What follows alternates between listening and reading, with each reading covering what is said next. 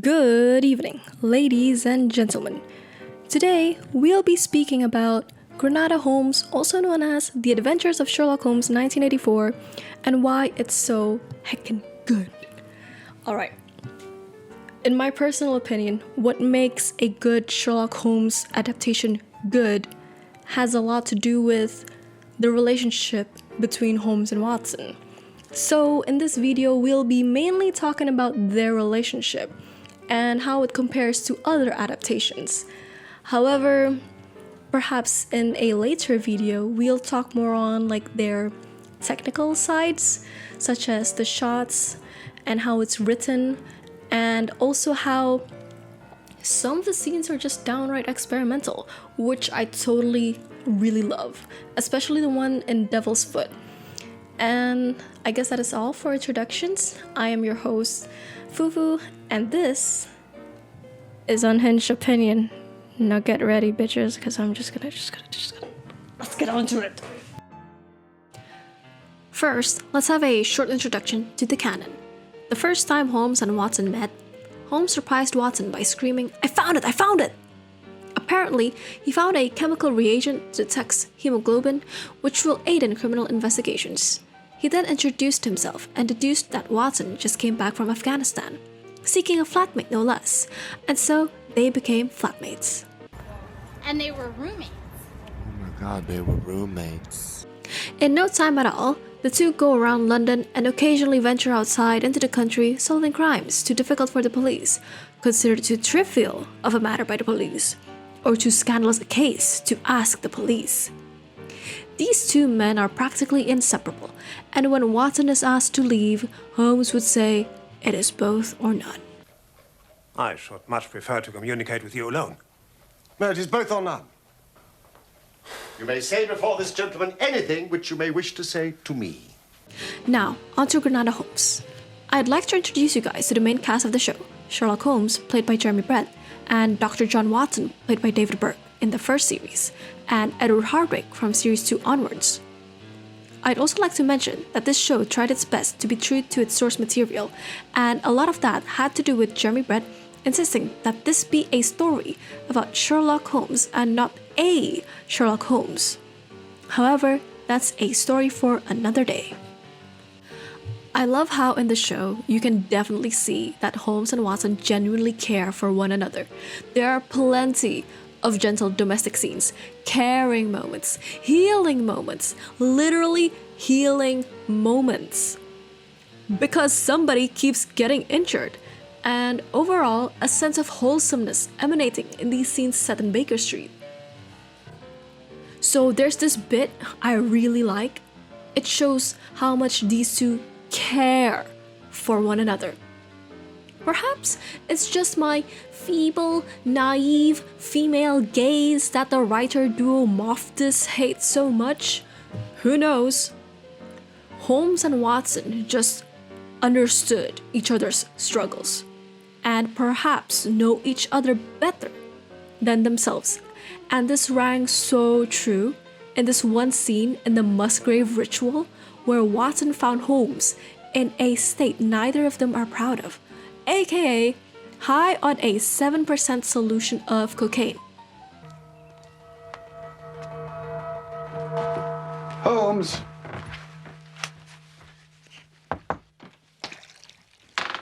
Holmes.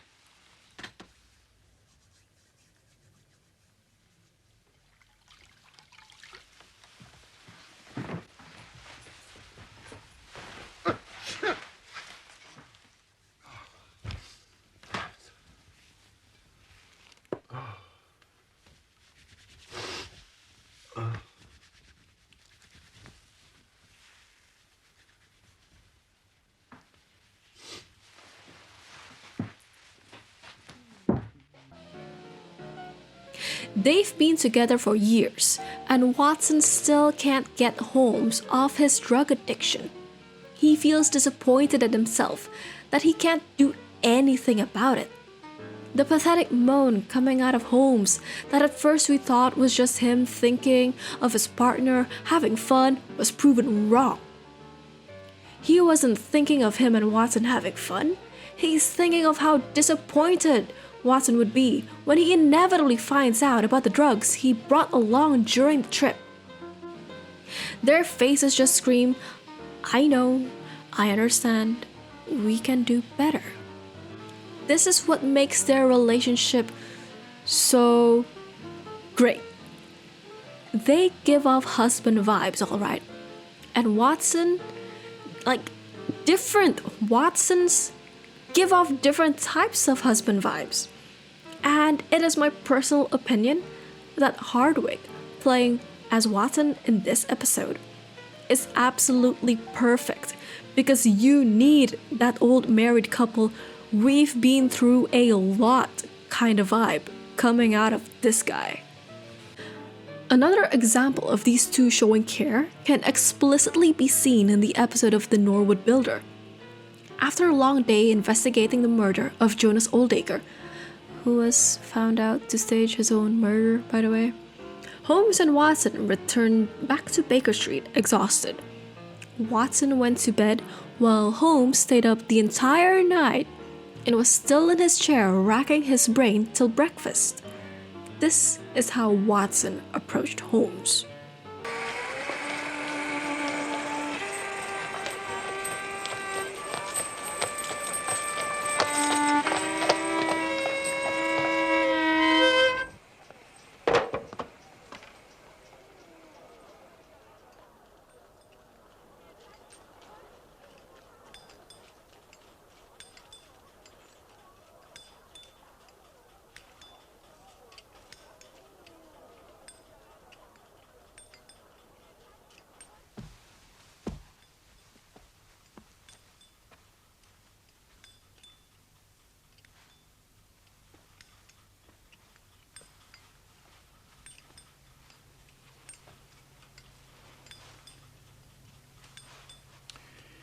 Holmes?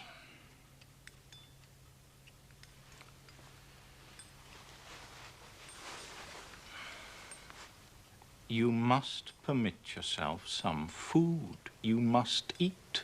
At present, I cannot afford energy and nerve force for digestion. Well, you must if you intend to pursue this case. I fear, my dear fellow, that our case will end ingloriously by Lestrade hanging our client, which will certainly be a triumph for Scotland Yard.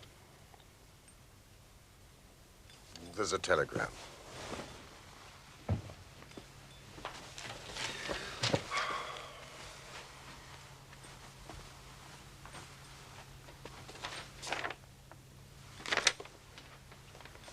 Important fresh evidence to hand. MacFarlane's guilt definitely established. Advise you to abandon case Lestrade. It is Lestrade's little cockadoodle of victory.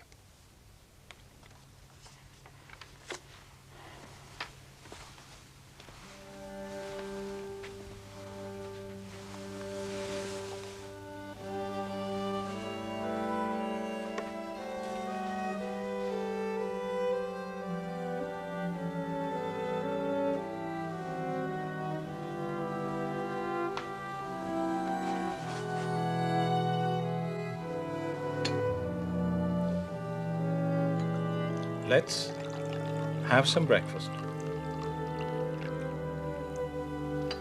And then go out together and see what we can do.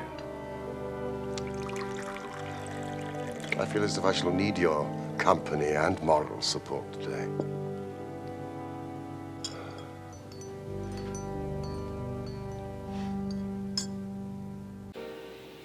Burke as Watson is the cutest thing I've ever seen. Like, hello? Have you seen him face? Am I crazy? Probably. Do I think that this guy deserves the sun and the grass and the sky and everything beautiful? Hell yeah. I'm like, have you seen when he's sad? It's like the one in Solitary Cyclist, where he didn't do what Holmes expected him to do. So, what have we gained by your expedition? The fact that the girl's story is true. I never doubted that. That there is a connection between the cyclist and the hall. I never doubted that either. The hall is tenanted by a man called Williamson. Who is the better for that? I shall go back tomorrow and visit the public house. No, my dear sir, do not commit yourself to rashness because you are temporarily depressed. We can do nothing useful until Saturday. Did I really do remarkably badly? Yes.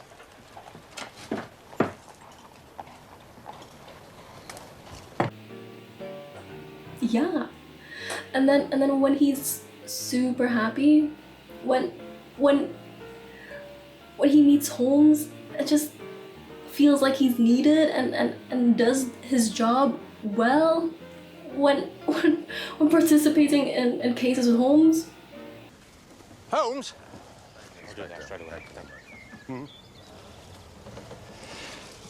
Lestrade did say that no documents had been removed. Yes. That's what I thought. You found something. No, it's what I haven't found that interests me. There are certain cross-references to various deeds, valuable deeds, none of which I can find. But one thing is clear. Oldacre was hardly in the affluent circumstances we have been led to believe. His bank account was practically empty, largely because he had made several large payments in the past year to a certain Mr. Cornelius. Young MacFarlane would have inherited nothing. This is of interest. Why should a retired builder have such large transactions with a Mr. Cornelius? Well, let's take our cab and see what we can find out from his city bank. You coming? I'll stay here for a while. Norwood Station. Yeah. And then when he... Oh, God. Final problem. When he found the note. Bro, that broke my heart. Uncool. Uncool.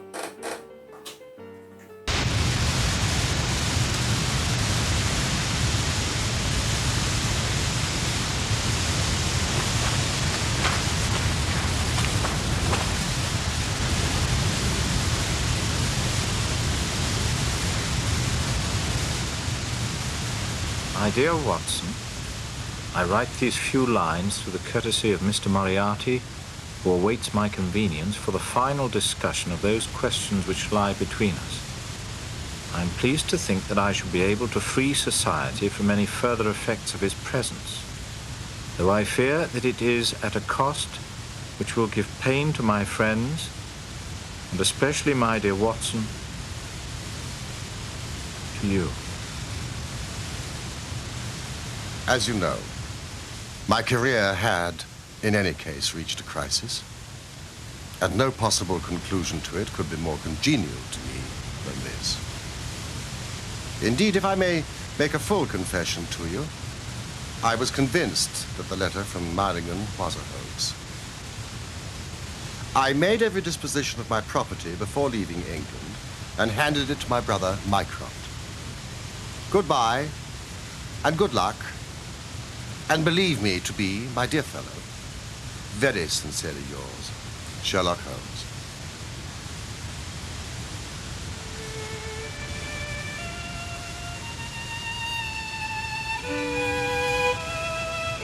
In this situation, I had little doubt that a personal contest between the two men ended as it could hardly fail to end.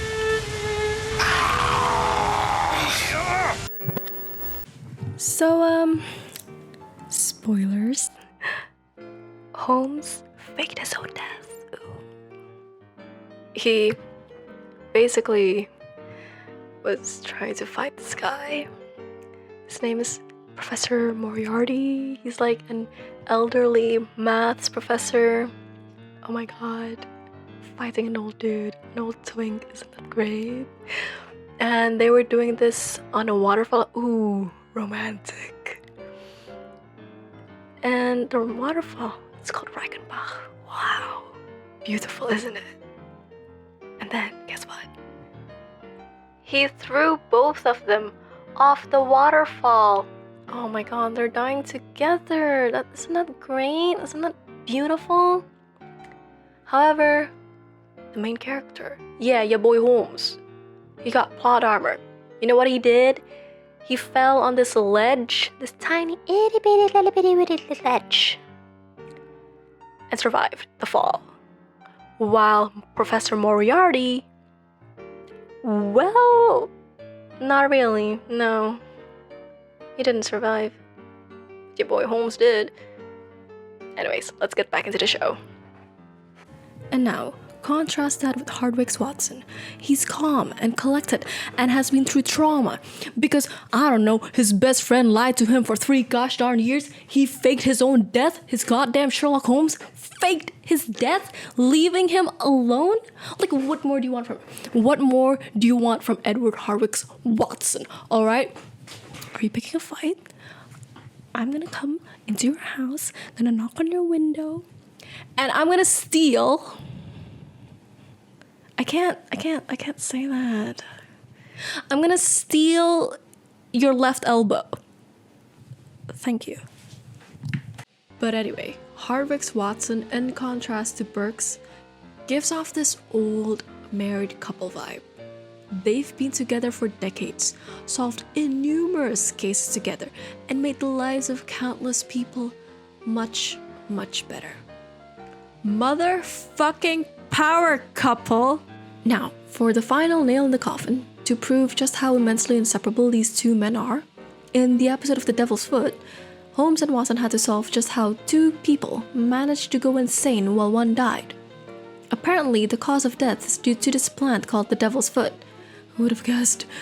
That induces terrifying hallucinations to anyone who breathes in its fumes, which can cause brain damage and even death. Holmes conducted an experiment with said plant, and before he did, he said this to Watson. We will see if we can reproduce the same effect with our own lamp. Oh, no, Holmes. That's insane. I cannot force you to stay, but I mean to have the answer. Of course I shall stay. I thought I knew my Watson. Would you open the door, please? Married. Periods. Oh, and this is what happens after his acid trip.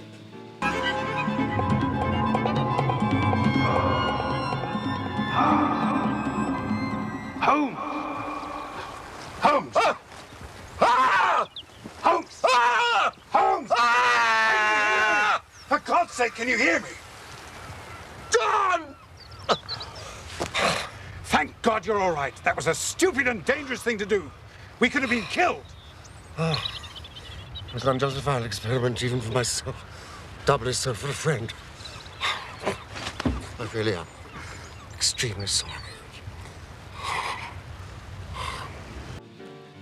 Truly in love. Now, not to be a salty piece of salt, but compare this with BBC Sherlock's Holmes and Watson dynamic. I know some of you BBC Sherlock fans are gonna come get me with your pitchforks and torches and your medieval torture devices, but please just give me a chance. I can explain. I swear. Maybe I don't. Maybe I can't. I can't explain, but just give me a chance, alright? Cool. Sherlock and John's relationship in the BBC series do have a tinge of romance, although that is not what the writers meant to do. It's there. They go on dinner dates, they take cab rides together, they get each other's groceries. It feels like a romantic couple just moved in. Even Mrs. Hudson sees it. I have to admit, I was part of the John Locke scene when that happened. You know, super hulock on www.tumblr.com, and thought that they were stupid cute. But I grew up, and now when I watch it back in the year of our Lord 2022, I can still see the romance in it, but I also see how this relationship was never meant to be. Sherlock is a douchebag for one. He doesn't care about what John has to say.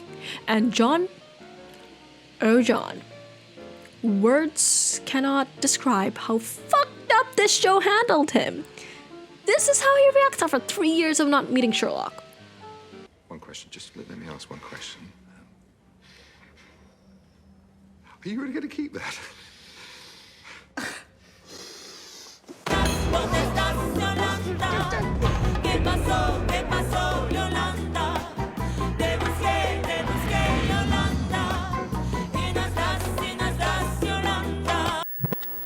Okay. Okay. So just your brother, Molly Hooper, and 100 tramps. No. 25 at most.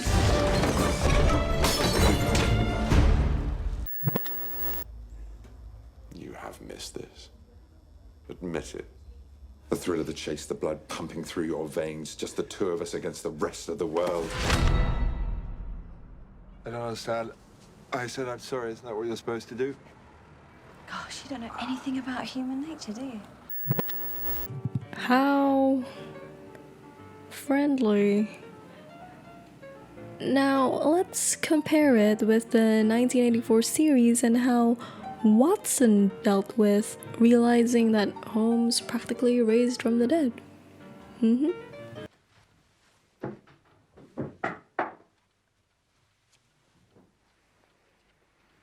Watson, do you mind if I smoke a cigarette in your consulting room?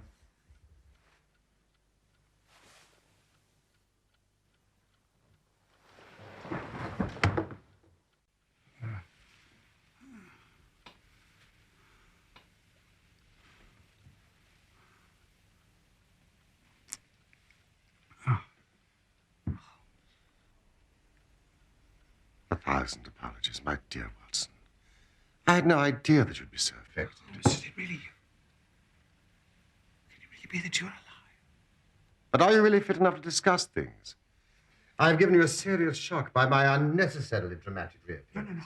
No. I'm all right. I'm all right. But indeed, Holmes, I can hardly believe my eyes. Good heavens, to think that you, of all men, should be here in my consulting room. Well, you're not a spirit, at least, my dear chap. I'm overjoyed to see you. Sit down. And tell me how you came alive out of that awful chasm. Bitch. Now that's how you deal with grief. Now that's how you deal with a Watson. You don't tackle a malnourished twink to the ground. You fall. You literally fall, and then you fall in love all over again. Well, you can have your pitchforks back up.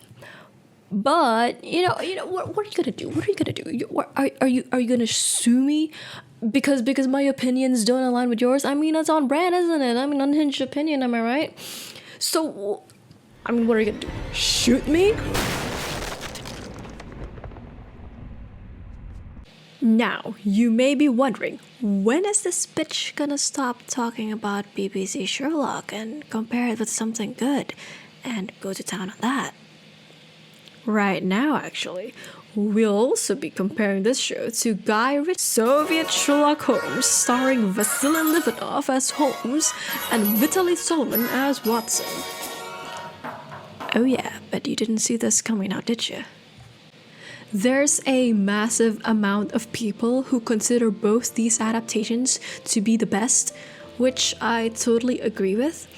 Now, what in my opinion made these two adaptations so iconic, so beloved, so treasured, is that it showcased how caring these two nerds can be towards each other. I have no idea how many times I've said care through this video. Y'all might as well start a drinking game. You get domestic scenes where the boys are just being boys. They banter about past cases before a fire. They enjoy a cup of tea while conversing with Mrs. H. Watson does not need to be a soldier who never came back from the war a la BBC. Testosterone through the roof. And the doctor who never came home from the war. He can just be some guy who is ill and exhausted who just came back from the war and enjoys art and poetry. Holmes does not need to be an all-knowing douchebag with an ego bigger than tech bros. He can just be some guy who loves his job, chemistry and music. And what these two have in common is that they enjoy each other's company. They don't repel like oil and water. They stick like gorilla glue. And all this happens in two of the greatest Sherlock Holmes adaptations. I don't think that's a coincidence. It's just the fact that they are just some guys who like to hang out with one another. This has been a very subjective video on how much I love Granada Holmes.